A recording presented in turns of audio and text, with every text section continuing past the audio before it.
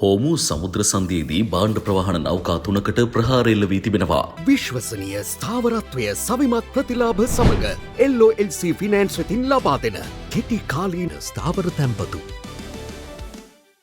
සමුද්‍රීය බලධාරීන් උපුටා දක්වමින් BBC ප්‍රවෘත්ති සේවය වාර්තා කළේ මෙය තවමත් හඳුනා නොගත් ප්‍රහාරයක් ලෙසට නම් කරන බවයි.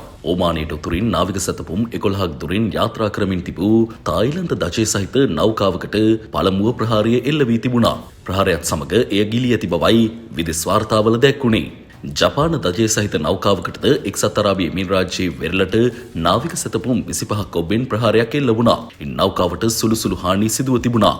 ඩුබායි නගරයට වයඹ දෙසින් නාවික සැතපුම් 50ක් දුරින් ගමන් කරමින් තිබියදී මෙම නෞකාවකට ප්‍රහාරයක් එල්ල වූ අතර ඒ පිළිබඳ එක්සත් රාජධානියේ සමුද්‍රීය වෙළඳ මෙහෙයුම් ඒකකය අවධානයෙන් පසුවනවා. මෙම ප්‍රහාරයන්හි වගකීම ඉරානය විසින් බාරගෙන ඇති අතර අදාළ නෞකා තම අනතුරු ඇඟවීම් නොසලකා හැරීම හේතුවෙන් එල්ල කළ බවයි ඔවුන් පවසන්නේ. ඉරාන රජයේ ප්‍රකාශක ඒබ්‍රහම් සොල්ෆකාරි අනතුරු අංගවමින් කියා සිටියේ කලාපීය ස්ථාවරත්වය බිඳ දැමීම හේතුවෙන් තෙල් බැරලයක මිල ඩොලර් 200ක් දක්වා ඉහළ යාමට සූදානම් වන ලෙසයි. කෙසේ වෙතත් පවතින තත්ත්වය යටතේ බොරතෙල් බැරල් මිලියන 400ක් නිදහස් කිරීමට ජාත්‍යන්තර බලශක්ති ඒජන්සිය තීරණය කර තිබෙනවා.